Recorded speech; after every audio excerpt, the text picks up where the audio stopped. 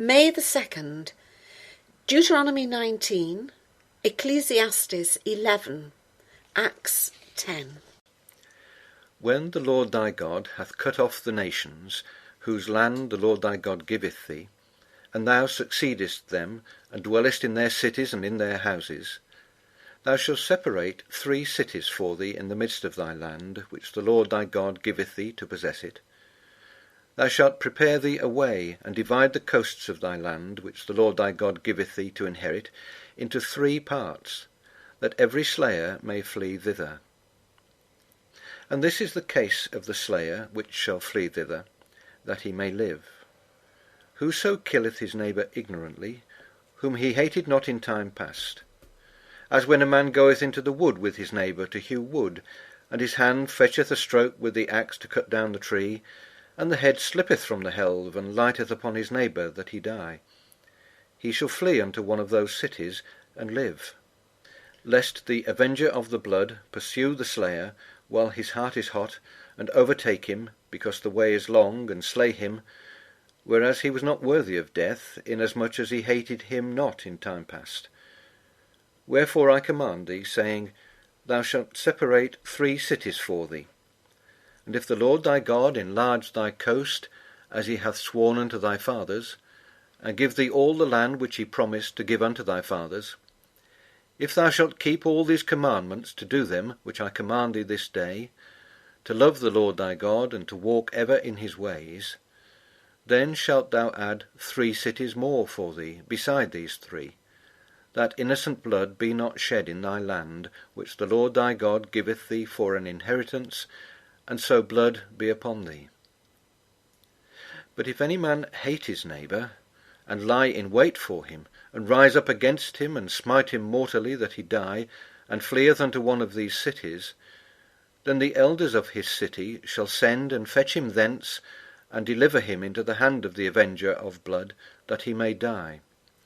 Thine eye shall not pity him, but thou shalt put away the guilt of innocent blood from Israel, that it may go well with thee. Thou shalt not remove thy neighbour's landmark, which they of old time have set in thine inheritance, which thou shalt inherit in the land that the Lord thy God giveth thee to possess it. 1 witness shall not rise up against a man for any iniquity, or for any sin, in any sin that he sinneth. At the mouth of 2 witnesses, or at the mouth of 3 witnesses, shall the matter be established.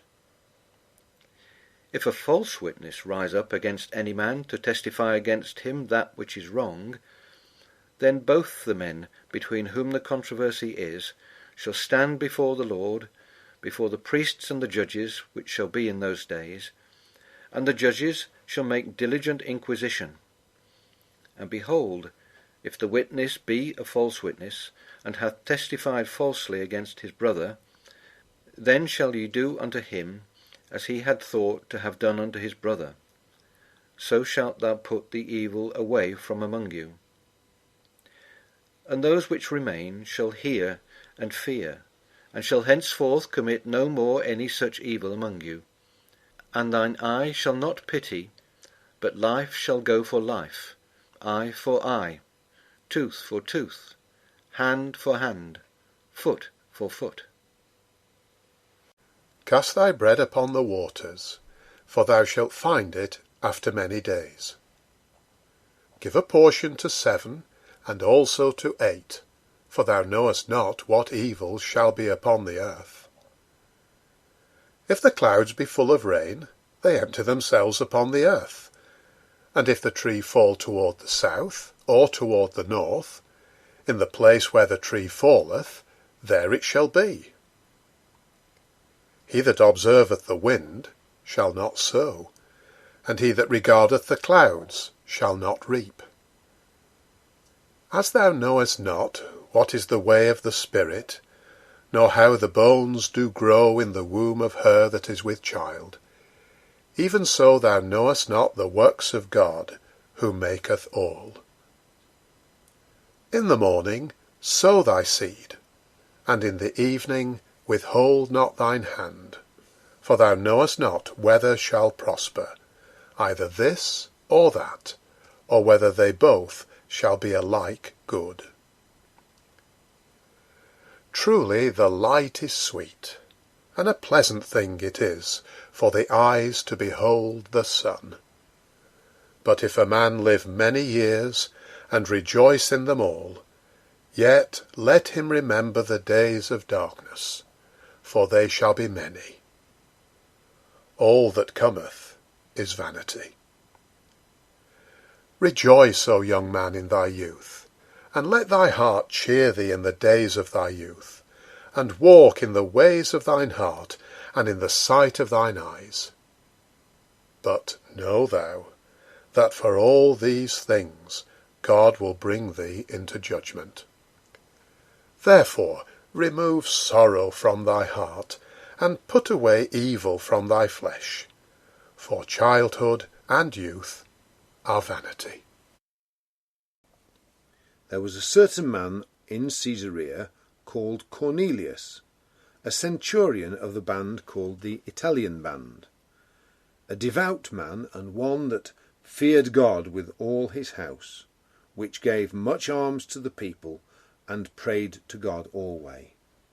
He saw in a vision, evidently about the 9th hour of the day, an angel of God coming in to him, and saying unto him, Cornelius. And when he looked on him, he was afraid, and said, What is it, Lord? And he said unto him, Thy prayers and thine alms are come up for a memorial before God. And now send men to Joppa, and call for one Simon, whose surname is Peter. He lodgeth with one Simon a tanner, whose house is by the seaside. He shall tell thee what thou oughtest to do. And when the angel which spake unto Cornelius was departed, he called 2 of his household servants, and a devout soldier of them that waited on him continually. And when he had declared all these things unto them, he sent them to Joppa. On the morrow, as they went on their journey, and drew nigh unto the city, Peter went up upon the housetop to pray about the 6th hour. And he became very hungry, and would have eaten. But while they made ready, he fell into a trance, and saw heaven opened, and a certain vessel descending unto him, as it had been a great sheet knit at the 4 corners, and let down to the earth, wherein were all manner of 4-footed beasts of the earth, and wild beasts, and creeping things, and fowls of the air. And there came a voice to him, Rise, Peter, kill and eat. But Peter said, Not so, Lord, for I have never eaten anything that is common or unclean. And the voice spake unto him again the 2nd time, What God hath cleansed, that call not thou common. This was done thrice, and the vessel was received up again into heaven. Now, while Peter doubted in himself what this vision which he had seen should mean, behold, the men which were sent from Cornelius had made inquiry for Simon's house, and stood before the gate, and called, and asked whether Simon, which was surnamed Peter, were lodged there. While Peter thought on the vision, the Spirit said unto him, Behold, 3 men seek thee. Arise, therefore, and get thee down, and go with them, doubting nothing, for I have sent them. Then Peter went down to the men which were sent unto him from Cornelius, and said, Behold, I am he whom ye seek. What is the cause wherefore ye are come? And they said, Cornelius the centurion, a just man, and one that feareth God, and of good report among all the nation of the Jews, was warned from God by an holy angel to send for thee into his house, and to hear words of thee. Then called he them in, and lodged them.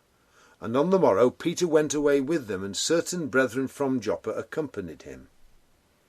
And on the morrow after they entered into Caesarea. And Cornelius waited for them, and had called together his kinsmen and near friends. And as Peter was coming in, Cornelius met him, and fell down at his feet, and worshipped him. But Peter took him up, saying, Stand up, I myself also am a man. And as he talked with him, he went in and found many that were come together. And he said unto them, Ye know how that it is an unlawful thing for a man that is a Jew to keep company or come unto one of another nation. But God hath showed me that I should not call any man common or unclean. Therefore came I unto you, without gainsaying, as soon as I was sent for. I ask therefore, for what intent ye have sent for me?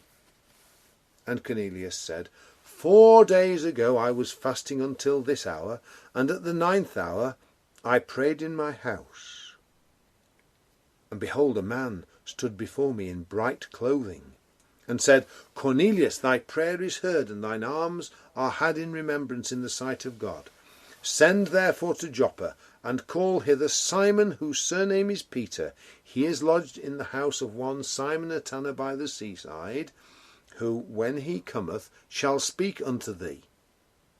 Immediately therefore I sent to thee, and thou hast well done that thou art come. Now therefore are we all here present before God, to hear all things that are commanded thee of God. Then Peter opened his mouth and said, Of a truth I perceive that God is no respecter of persons, but in every nation he that feareth him and worketh righteousness is accepted with him. The word which God sent unto the children of Israel, preaching peace by Jesus Christ, he is Lord of all, that word, I say, ye know, which was published throughout all Judea, and began from Galilee, after the baptism which John preached, how God anointed Jesus of Nazareth with the Holy Spirit and with power, who went about doing good and healing all that were oppressed of the devil, for God was with him. And we are witnesses of all things which he did, both in the land of the Jews and in Jerusalem, whom they slew and hanged on a tree. Him God raised up the 3rd day, and showed him openly, not to all the people, but unto witnesses chosen before of God, even to us, who did eat and drink with him after he rose from the dead. And he commanded us to preach unto the people, and to testify that it is he which was ordained of God to be the judge of quick and dead. To him give all the prophets witness that through his name whosoever believeth in him shall receive remission of sins. While Peter yet spake these words, the Holy Spirit fell on all them which heard the word. And they of the circumcision which believed were astonished, as many as came with Peter, because that on the Gentiles also was poured out the gift of the Holy Spirit.